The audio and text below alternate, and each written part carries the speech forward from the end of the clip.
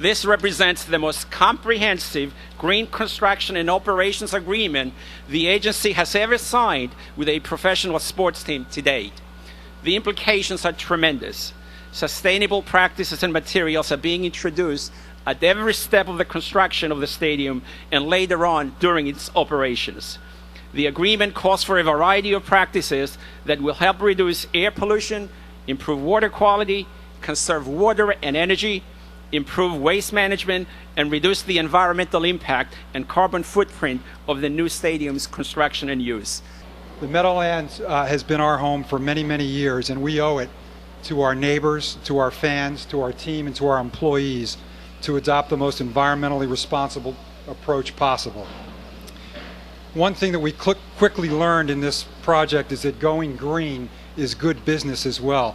There may have been a time in the construction industry and even with new sports facilities when that was not the case. But that is no longer true. We found, and what we hope other people will find, is that the technology and know-how exists to build and run stadiums and other large projects with far less impact on our air, water, and other resources than just a few short years ago. This building, really the spirit of this building, is what we have now. John's talked about, and other speakers will talk about all the cool things that we've done and we've incorporated in this building. But this is a starting platform, and it's our pledge going forward that we will be part of the societal movement towards this and represent not only baby boomers but people who came before that, in trying to be responsible. And we're in the game of football, and football is a game that's enjoyed by the public, and we represent the public in many ways, and the public wants us to go green, and so we're gonna continue to do that.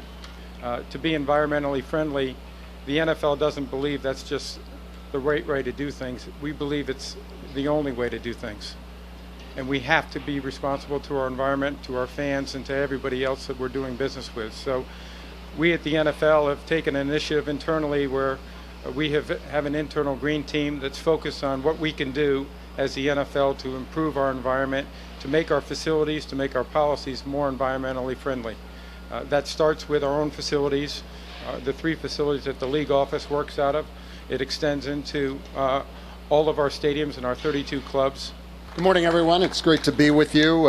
It's great to be among champions, champions on the sporting field, but also with regard to leadership in the private sector.